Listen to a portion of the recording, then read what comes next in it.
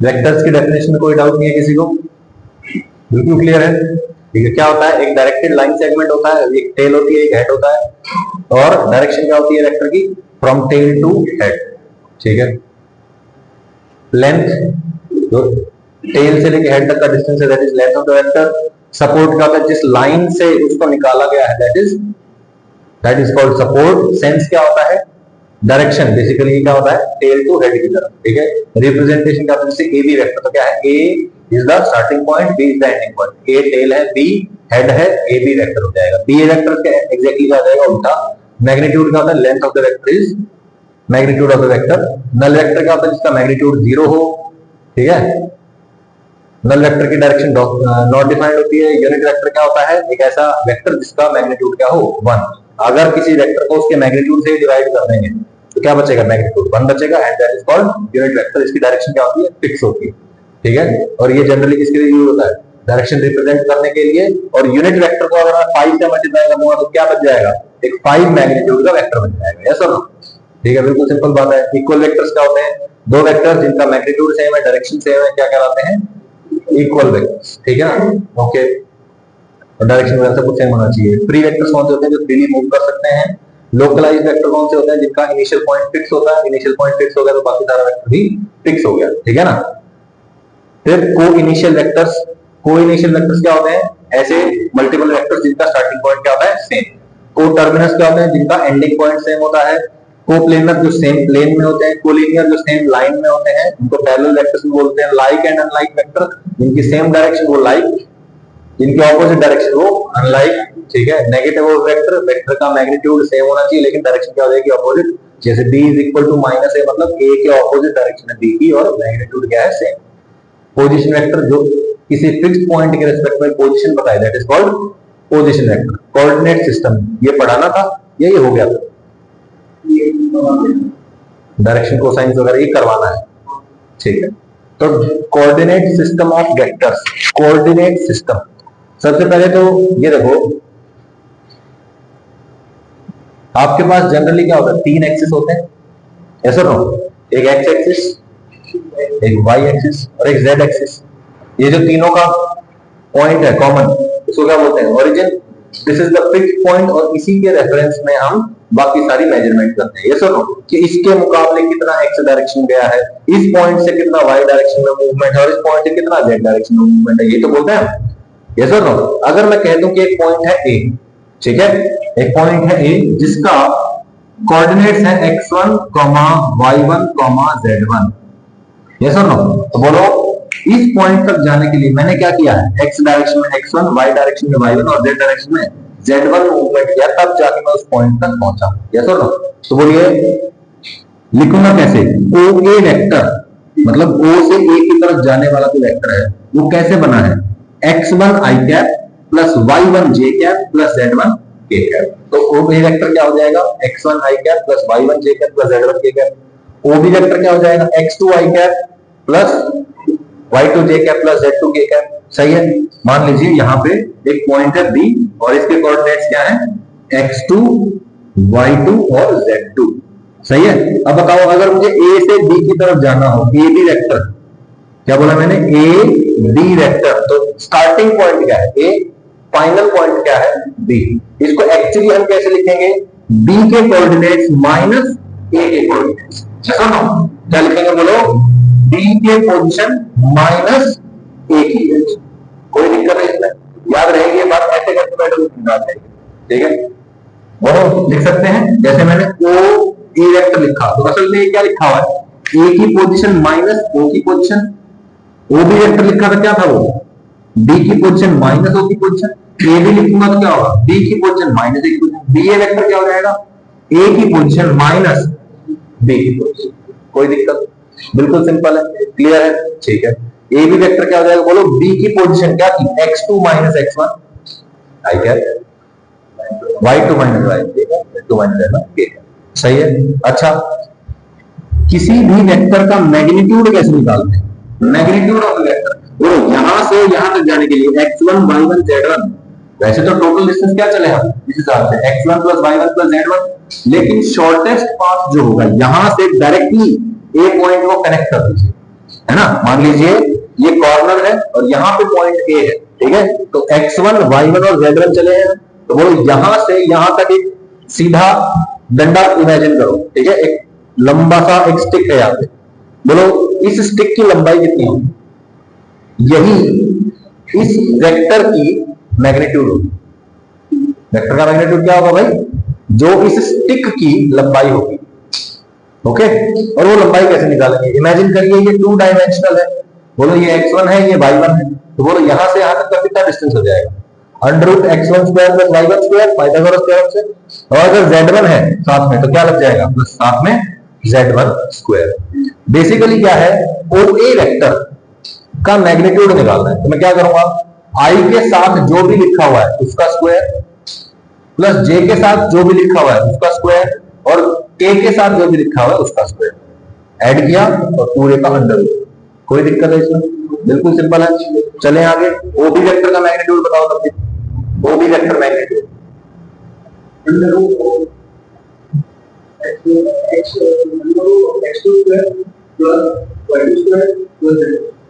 सही है, कोई दिक्कत है इसमें? अब दक्ष बताएगा AB वेक्टर का मैग्नीट्यूड बताओ क्या होगा?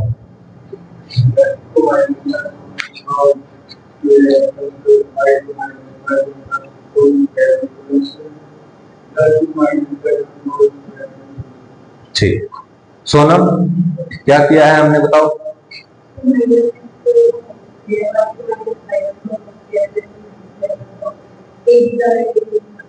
ठीक है, इन सबको ऐड करना है और अंडर रूट, ठीक है। कोई दिक्कत? तो देखो इसका स्क्वायर प्लस इसका स्क्वायर प्लस इसका स्क्वायर किया और पूरे का अंडर। कोई दिक्कत है इसमें? बिल्कुल सिंपल सिंपल बात है ये, ठीक है। आगे चलते हैं, डायरेक्शन कोसाइंस ऑफ वेक्टर। अब मुझे ये बताइए, अभी अभी आपने इमेजिन किया था एक स्टिक है ना, ओरिजिन से ए पॉइंट तक ऐसे एक लंबा सा डंडा था, है ना, ठीक है। उसी के बारे में बात करेंगे अब। क्या है वो? इमेजिन करिए कि ये वो ओरिजिन है, ये पॉइंट ए है, ओ से लेके ए तक एक बड़ा सा डंडा है, उस कोने से लेके यहां तक एक बड़ा सा डंडा है, सही है। इस डंडे ने एक्स एक्सिस के साथ कुछ एंगल बनाया है, that is called alpha, that is called alpha. इसी स्टिक ने वाई एक्सिस के साथ कुछ एंगल बनाया है, that is called beta. Z axis के साथ कुछ बनाया, दैट इज गामा। तो अल्फा बीटा गामा 3 एंगल्स हो जाएंगे, सही है।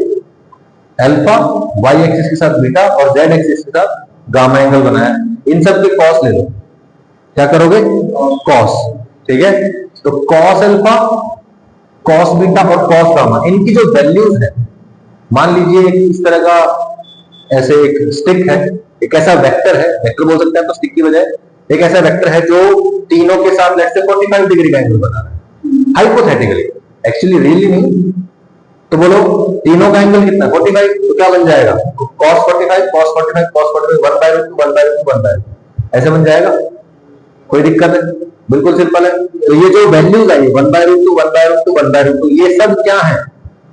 ये वैल्यूज भी डायरेक्शन कोसाइंस कहलाती है, सही है। क्या कहलाती है भाई? डायरेक्शन कोसाइंस कहलाती है।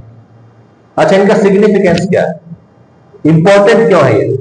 क्योंकि इनकी वैल्यूज देखकर मैं ये बता सकता हूं कि जो वेक्टर है, ये वेक्टर ना जो स्टिक था इधर, वो कौन सी डायरेक्शन के साथ कितना एंगल बना रहा है, किस डायरेक्शन में वो ज्यादा झुका हुआ है।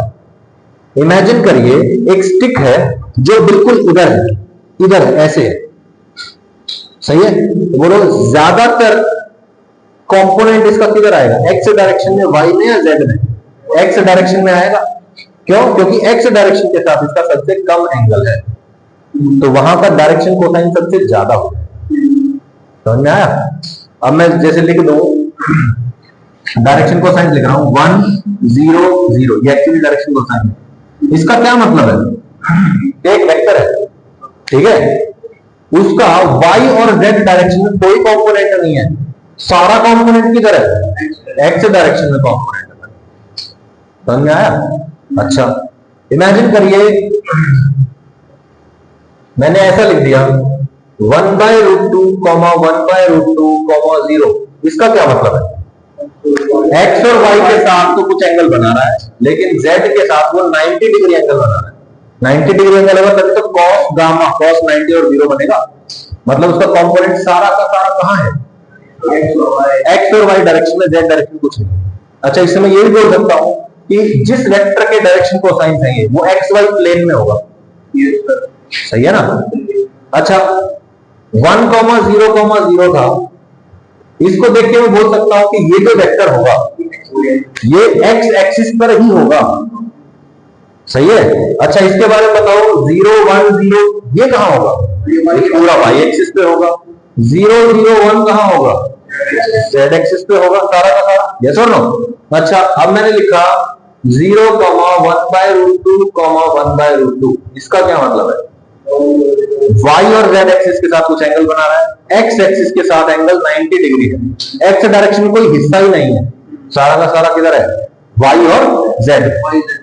तो प्लेन कौन सा हो गया? Y Z plane. इमेजिन करिए यहां से एक वेक्टर है, ऐसे इधर जा रहा है, जेड एक्सिस के साथ 45 डिग्री का एंगल और इधर भी कितना? 45 डिग्री का एंगल।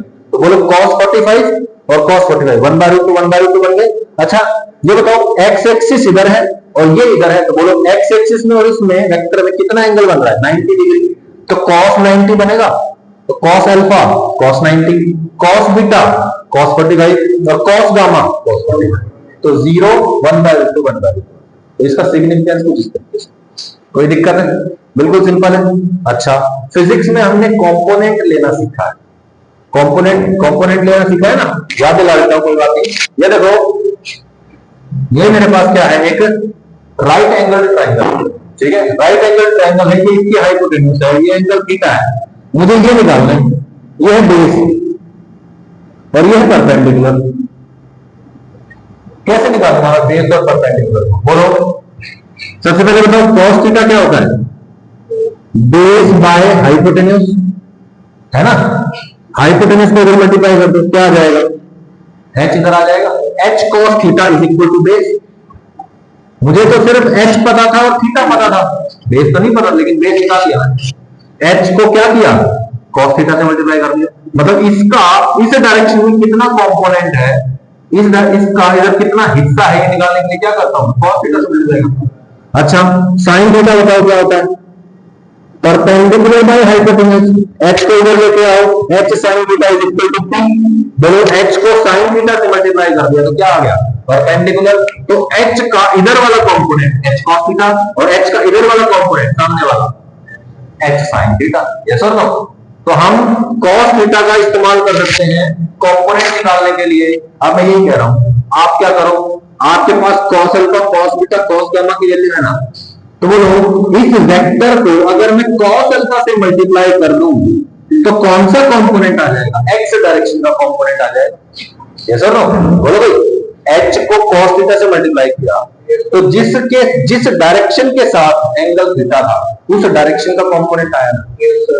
तो बोलो ये पता है लेंथ, ये एंगल की वजह से जो cos अल्फा बनता है ये पता है, तो इसको cos अल्फा से मल्टीप्लाई कर दूंगा तो ये वाली साइड आ जाएगी। इसको cos बीटा से कर दूंगा तो ये साइड आ जाएगी। इसको cos गामा से मल्टीप्लाई कर दूंगा z डायरेक्शन बन जाएगा। ये सब तो मुझे x, y और z कंपोनेंट निकालना भी आ गया। दोनों चीजें आ गई ना?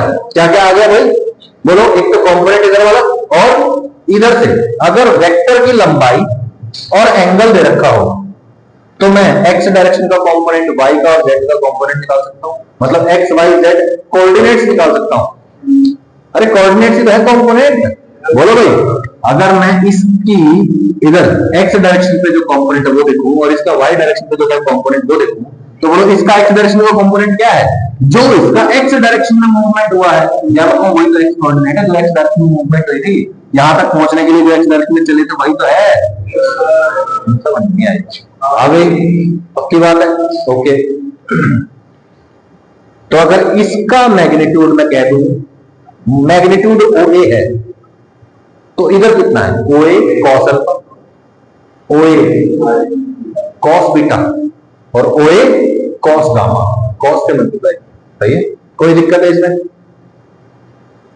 तो OA वेक्टर का एक्स डायरेक्शन में कंपोनेंट ओए वेक्टर जो है इसका एक्स डायरेक्शन का कंपोनेंट कैसे आएगा? ओए कॉस अल्फा, ओए का वाई कंपोनेंट देखिए ओए कॉस बीटा और जेड डायरेक्शन का कंपोनेंट ओए कॉस गामा, है ना? Cos alpha cos beta cos gamma लगाएंगे कंपोनेंट आ जाएगा। सही है भाई, बिल्कुल सिंपल है। अब देखिए एक्स डायरेक्शन का कंपोनेंट एक्स बोल दो, वाई डायरेक्शन का वाई और जेड डायरेक्शन का जेड बोल दो। एक्स का वैल्यू ओए कॉस अल्फा, ओए कॉस बीटा और ओए कॉस गामा आवे। सही है। कोई भी वेक्टर लिखा कैसे जाता है? उसका x component I cap plus Y component J cap plus Z component के कैप। आई कैप क्या दिखाता है भाई? एक्स डायरेक्शन का कंपोनेंट के साथ तो लगेगा, ये वाई डायरेक्शन वाले के साथ, ये जेड के साथ। यस और नो? बोलिए ओए कॉस अल्फा आई कैप प्लस ओए कॉस बीटा जे कैप प्लस ओए कॉस गामा के कैप। कोई दिक्कत है इसमें? बिल्कुल सिंपल है। फॉर्मूला याद हो गया तो क्वेश्चन तो हो ही जाएगा। इसमें वैल्यू रखनी है कॉस अल्फा वगैरह, उससे ज्यादा तो कुछ नहीं है। कोई दिक्कत? रिपीट करने की जरूरत है? सोनम वंशिका बोलो विचारो लड़के, कोई दिक्कत? रिपीट करना है? ठीक है।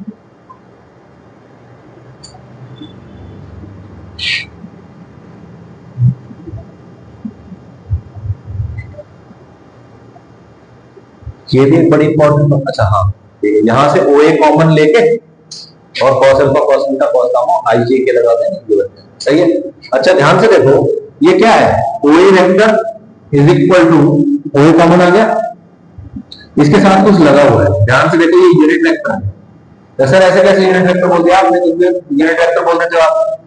अरे भाई, कोई भी वेक्टर कैसे रिप्रेजेंट किया जा सकता है? उसका मैग्नीट्यूड मल्टीप्लाइड बाय उसकी डायरेक्शन से, है ना? तो बोलो ये वेक्टर लिखा जा रहा है, इसका मैग्नीट्यूड और साथ में क्या होना चाहिए? इसकी डायरेक्शन होनी चाहिए। यानी कि ये क्या है? डायरेक्शन बताने वाला वेक्टर है। और डायरेक्शन बताने वाले वेक्टर का क्या नाम होता है? यूनिट वेक्टर नाम होता है। तो यूनिट वेक्टर हो गया। अरे यूनिट वेक्टर का मैग्नीट्यूड क्या होता है? 1। मतलब ये जो मैंने चीज लिखी है इसका मैग्नीट्यूड क्या आएगा? इसका मैग्नीट्यूड 1 है।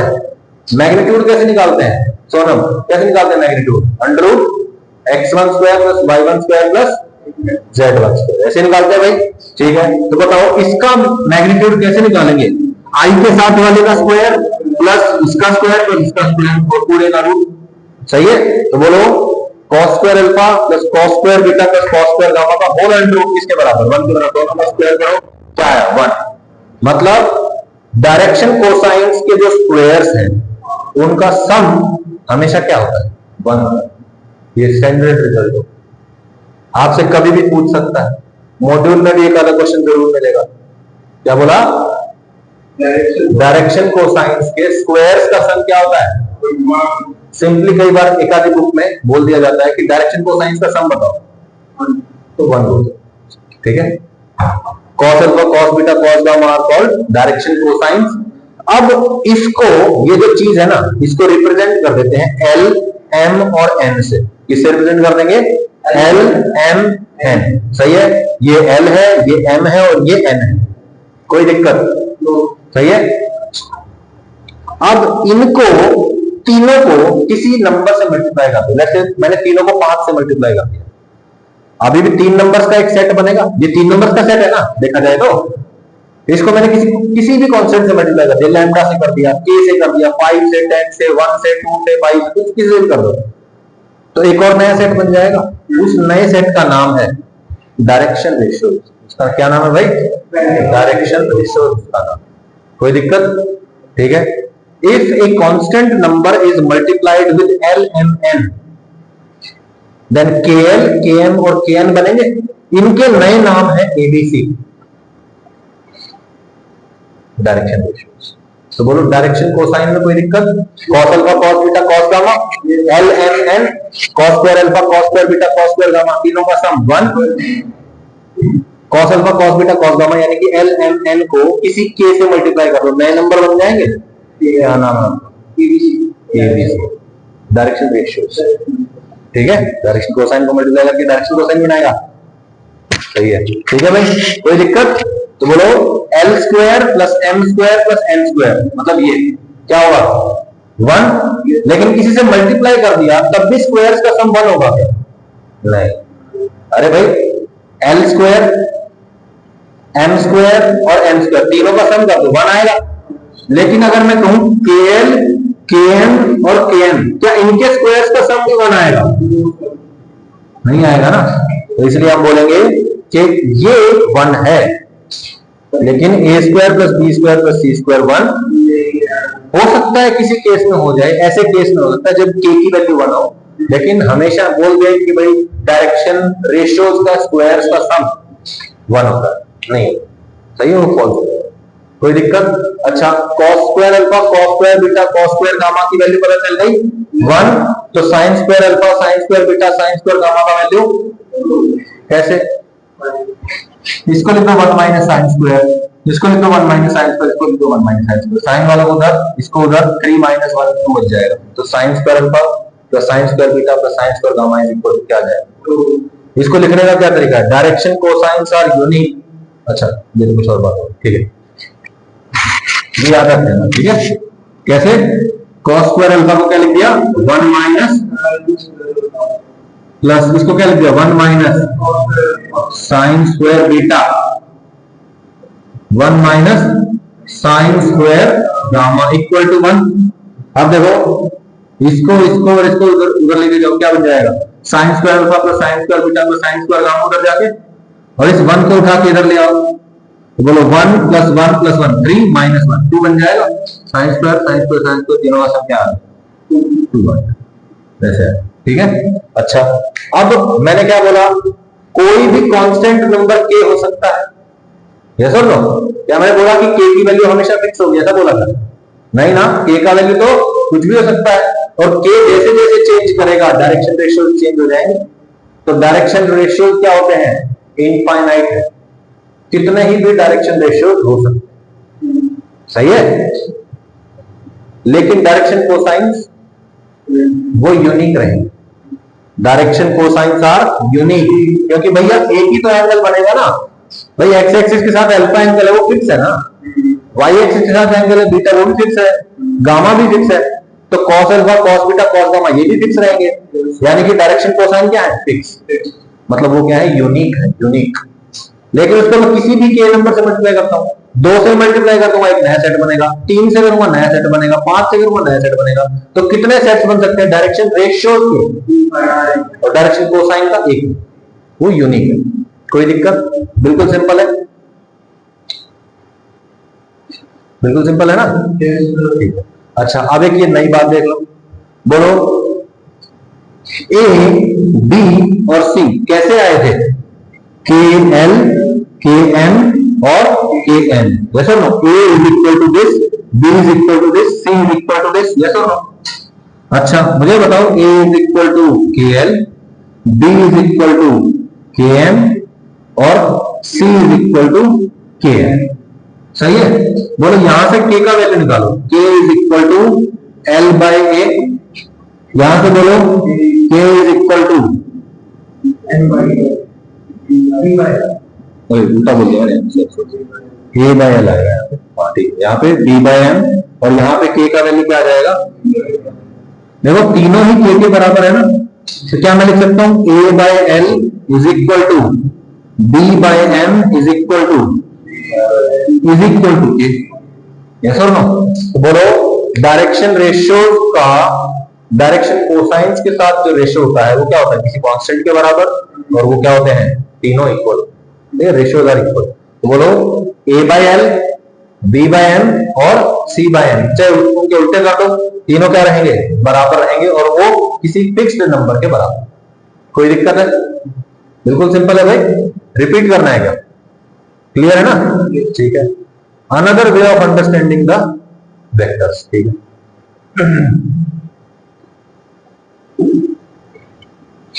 ये मैंने हालांकि बता दिया है।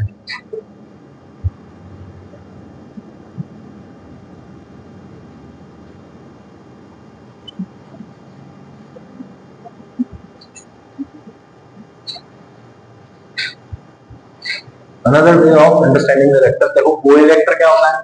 xi प्लस y के प्लस z के। x क्या है? OA वेक्टर का x डायरेक्शन में कंपोनेंट है। मैं कहता हूं कंपोनेंट मत बोलो, अब बोलो प्रोजेक्शन। प्रोजेक्शन का क्या मतलब है? प्रोजेक्शन मतलब होता है परछाई। ये देखो, ये मार्कर दिख रहा है आप सबको, इसकी परछाई भी दिख रही है। टेक्निकली देखें तो बोलो, क्या इस मार्कर की लेंथ और इस मार्कर की परछाई बराबर है?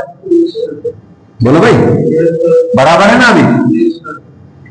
अब इस मार्कर की लेंथ को तो मैं चेंज नहीं कर सकता, लेकिन मैं इसकी परछाई की लेंथ जरूर चेंज कर सकता हूं। यस और नो? देखिए, मैं इसको किसी एंगल में कर देता हूं।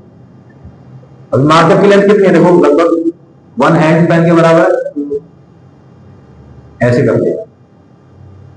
अब बताओ, मार्कर की लेंथ दिख रही है आपको? कितनी है? थोड़ी सी। तो ये जो चेंज हुआ, ये बेसिकली क्या है? प्रोजेक्शन है। प्रोजेक्शन मतलब परछाई है एक तरह से। तो परछाई की लेंथ चेंज हो सकती है ना? इमेजिन करिए, यहां पे एक स्टिक है, ठीक है, और मैंने क्या किया, यहां पे एक प्रोजेक्टर लगा दिया, ये एक बहुत बड़ा लाइट सोर्स लगा दिया। अब उसकी वजह से यहां पे परछाई बनेगी। जो परछाई बनेगी वो एक्स एक्सिस पे देखनी है मुझे। वो जो एक्स एक्सिस पे परछाई बनी है, उस परछाई की लेंथ ही तो एक्स कंपोनेंट है। अब मैंने वहां पे एक लाइट सोर्स लगा दिया, इसकी वजह से वाई एक्सिस पे कुछ परछाई बनेगी, वही वाई कंपोनेंट है। और जो जेड एक्सिस पे परछाई बनेगी, उधर लाइट सोर्स लगा दिया, वो क्या है? Z component. तो ये जो एक्स है, एक्स कोऑर्डिनेट है, एक्स कंपोनेंट है। This is also the projection of this vector on x axis. y component is the projection of this vector on y axis and this is the projection on z axis. कोई दिक्कत नहीं, बिल्कुल simple है। समझ में आ रहा है ना? ठीक है, देखो आप क्वेश्चंस करेंगे तो आपके लिए और आसान आसान चीजें होती चली जाएंगी। अच्छा, अभी आप लोगों ने ये फॉर्मूला देखा था, ये फॉर्मूला देख लिया? x is equal to OA cos alpha, y is equal to OA cos beta, z is equal to OA cos gamma। अच्छा, यहां से मैं cos अल्फा का वैल्यू निकाल सकता हूं क्या? मान लो ऐसा भी तो हो सकता है कि मेरे को OA का मैग्नीट्यूड पता हो और मेरे को x भी पता हो, तो क्या मैं cos अल्फा निकाल सकता हूं? cos अल्फा का वैल्यू बोलना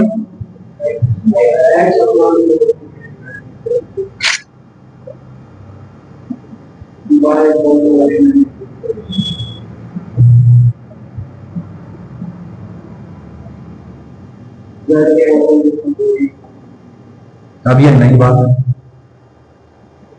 मुझे एक्स वाई जेड पता थे। अब एक्स वाई जेड पता है तो मुझे मैग्नीट्यूड भी पता है। मैग्नीट्यूड पता है, एक्स वाई जेड पता है, cos alpha cos beta cos gamma निकाल सकते हैं। ऐसे ही निकाल। आपको बहुत सारे वेक्टर्स मिलेंगे जिनमें आपको क्या करना है, डायरेक्शन कोसाइंस निकालो। डायरेक्शन कोसाइन ऐसे निकल गई, हो गया। 7-8 क्वेश्चन एनसीईआरटी इसी से हो जाएंगे। ठीक है, अच्छा, बहुत बढ़िया।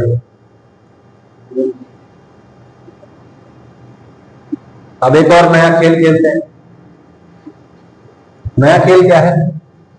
हमने क्या बोला अभी डायरेक्शन रेशियो के केस में, एल, एम और एम, ठीक है, इसको मैं किसी भी कांस्टेंट के से मल्टीप्लाई करके क्या निकाल सकता हूं? ए बी सी बना सकता हूं। ए बी सी, ए ये है, बी ये है, सी ये। गलत बोला कुछ? अच्छा, ए के एल, मैं कहता हूं एल क्या है, एम क्या है, एन क्या है। अब मैं के की वैल्यू कुछ भी ले सकता हूं ना, अपने मन से कुछ भी ले सकता हूं। ओके, मैं के का वैल्यू ले लेता हूं मैग्नीट्यूड ऑफ ओए के बराबर, कुछ ले सकता हूं भाई। यहां पर मैंने ले लिया क्या, मैग्नीट्यूड ऑफ ओए, यहां भी ले लिया मैग्नीट्यूड ऑफ ओए वेक्टर। अब बताओ, अरे ये तो x ही आ गया, ये y ही आ गया और ये z ही आ गया। ये तो एबीसी थे, एबीसी एक्स वाई जेड के बराबर भी हो सकते हैं। यस, हो सकता है। सर एक्स वाई जेड तो कंपोनेंट थे ओए के, ओए के कंपोनेंट एक्स वाई जेड, वही डायरेक्शन रेशियो। अगर मैं इनके साथ आई कैप, जे कैप और के कैप लगा दूं और बीच में प्लस लगा दूं, तो मेरा एक वेक्टर बनता है जिसकी डायरेक्शन क्या है, ओए वाली ही तो है। अगर मैं ए के साथ आई कैप, बी के साथ जे कैप और सी के साथ के कैप लगा दूं और इनमें प्लस लिख दूं, तो ये जो वेक्टर बनता है ये इसकी डायरेक्शन में क्या होगी, ओए वेक्टर वाली तो होगी। तो सर ऐसे कैसे, आप उधर ए के साथ ए बी सी के साथ लगा रहे हो, उधर आप एक्स वाई जेड के साथ लगा रहे हो, दोनों में फर्क है ना। अरे स्पेशल केस हो सकते हैं ना, इक्वल हो सकते हैं। मान लिया मैग्नीट्यूड अलग हो सकता है, मान लो मैंने 2OA से मल्टीप्लाई किया था, सही है, तो ये क्या बनता 2x 2y 2z, 2 कॉमन ले लो, क्या ये x y z का डबल हुआ, डबल हुआ, डायरेक्शन तो यही बता रहे हैं, ये तो सिर्फ मैग्नीट्यूड डिफाइन कर रहा है, मतलब ए बी सी वाला जो वेक्टर बनेगा उसका डायरेक्शन क्या होगा, same as that of original vector. Original vector का डायरेक्शन, डायरेक्शन रेशियोज का डायरेक्शन और डायरेक्शन कोसाइंस का डायरेक्शन, तीनों सेम।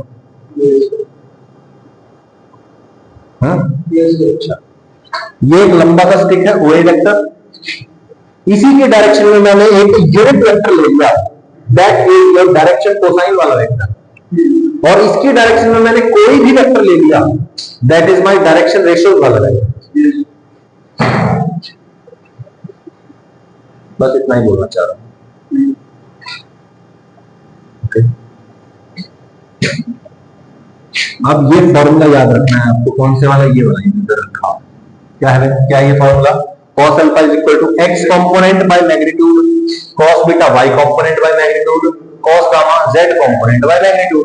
अब बोलो अगर ए बी वेक्टर ऐसा है तो इसका मैग्नीट्यूड पता है ना आपको, कैसे निकालेंगे, इसका स्क्वायर प्लस इसका स्क्वायर प्लस इसका स्क्वायर का होल अंडर रूट, आ गया मैग्नीट्यूड। इसके डायरेक्शन कोसाइंस निकालना है, कैसे निकालेंगे, x कंपोनेंट बाय इसका magnitude, cos beta y component इसका डिवाइड बाय इसका मैग्नीट्यूड, cos गामा कैसे निकालेंगे, z कंपोनेंट बाय, खत्म बात, सिंपल, साधारण, सामान्य, कॉमन सेंस बन गई ये बात आपकी। अब एडिशन ऑफ वेक्टर्स हो गया है, ये ऐसी खुशखबरी दे रहा है तो चल जाएगा। अच्छा हाँ, डॉट प्रोडक्ट और क्रॉस प्रोडक्ट हो गए थे ना, डॉट और क्रॉस रिवाइज करवाओ, कुछ सिंपल फॉर्मूले तो लिखते हैं, करवाना है रिवाइज, नहीं करवाना, एनसीईआरटी कर लिया क्या आपने, अब आप एनसीईआरटी करें, ठीक है।